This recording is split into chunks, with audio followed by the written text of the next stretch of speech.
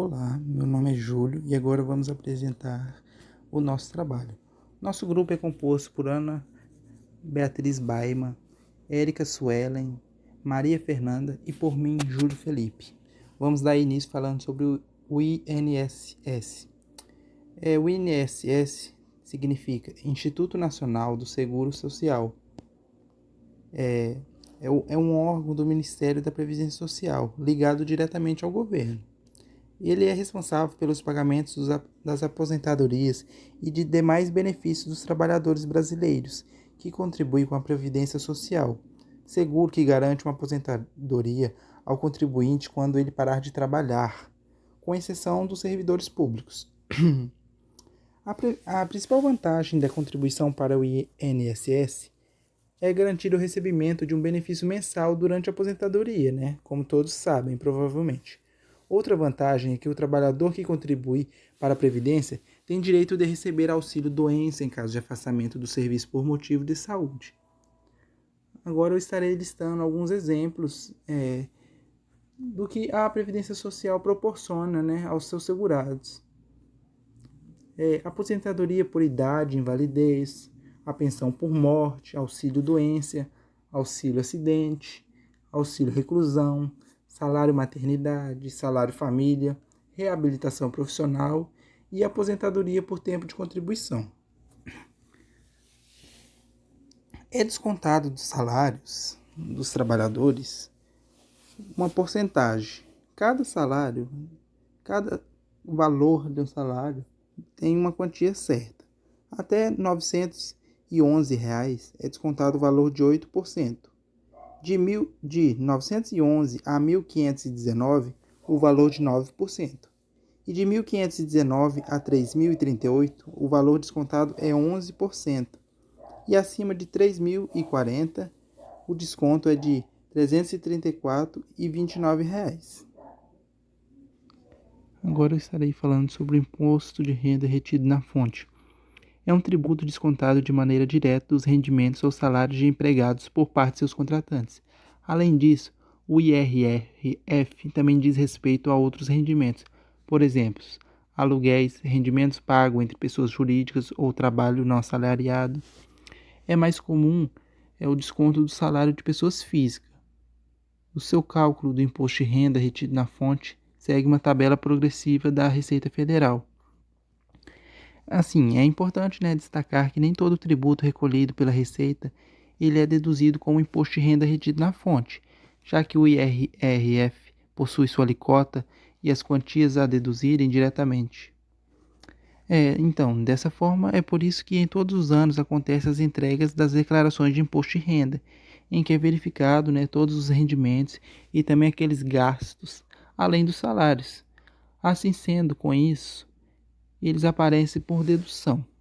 A partir de então, as deduções são calculadas e se tornam restituições, que são devolvidas aos seus contribuintes, ou imposto a pagar, em alguns casos. Olá, galera. Meu nome é Maria Eduarda, sou da turma 97/2019 e ficou-me incumbido a tarefa de falar um pouquinho para vocês sobre o FGTS e o CAGED. O que é o FGTS? Primeiro, o FGTS ele foi criado em 13 de setembro de 1966 e ele começou a valer a partir de 1º de janeiro de 1967. É um fundo de garantia do tempo de serviço do trabalhador que foi criado com o objetivo de proteger o trabalhador demitido sem justa causa. No início de todo mês, o empregado ele deposita uma certa quantia no nome do funcionário, que equivale a 8% no nome do funcionário que é cadastrado como funcionário, vamos dizer, normal, e 2% que é o funcionário que trabalha como aprendiz. Já o CAGED, ele foi criado em 23 de dezembro de 1965, tornando obrigatório a comunicação por parte da empresa. O CAGED serve para base de estudo de pesquisas ligadas ao mercado de trabalho. É a sigla para Cadastro Geral de Empregado e Desempregado e é o dispositivo legal utilizado pelo Ministério do Trabalho e empregado para acompanhar o trabalho formado no Brasil.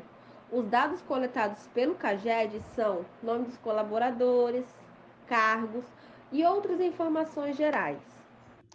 Meu nome é Erika e eu vou falar um pouquinho sobre o DIF, que é a Declaração de Informações de Rendimento na Fonte. Bom, essa declaração, ela se trata de informar a Receita Federal sobre os rendimentos que o empregador ele paga ao trabalhador. Conta com os tributos e as contribuições retidas na fonte pagadora. Bom, essa declaração é uma medida de combate à sonegação fiscal, tanto para as pessoas jurídicas quanto as físicas. A DIF ela é remetida ao ano calendário anterior. Então, por exemplo, nós estamos no ano 2020 e ela é retirada a declaração do ano de 2019.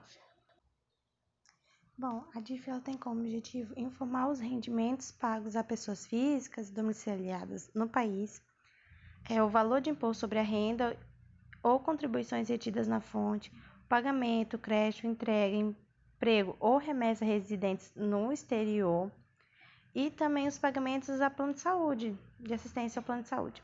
A falta de entrega dessa declaração faz com que o declarante ele fique sujeito a penalidades previstas na legislação vigente.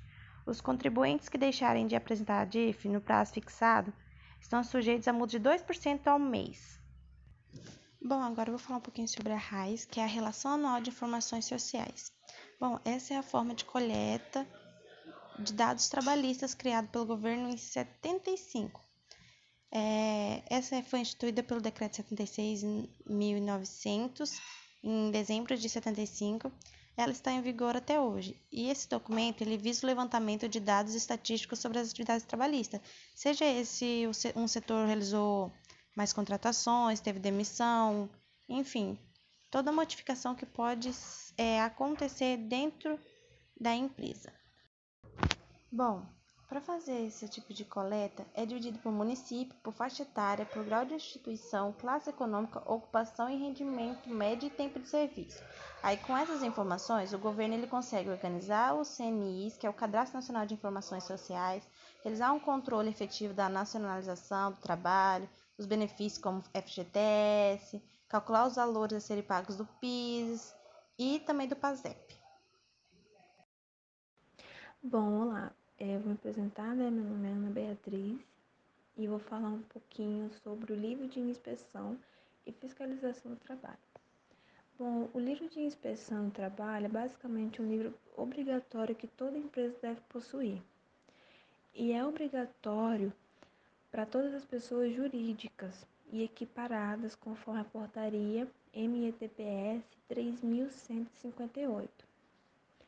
Com exceção das microempresas, as empresas de pequeno porte, no caso, no qual o auditor fiscal do trabalho registrará sua visita ao estabelecimento, porque o fiscal sempre tem que estar visitando para conhecer o estabelecimento, ver se está tudo em ordem, porque eles marcam a data, o horário do início e do término da inspeção, né?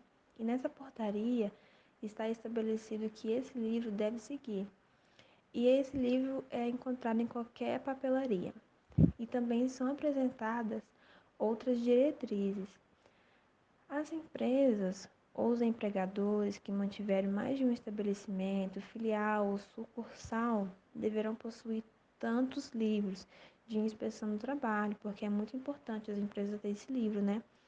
Quantos forem em seu estabelecimento. No caso, quando os fiscais forem no estabelecimento, a empresa já tem que estar preparada para poder mostrar o livro, está tudo organizado, né?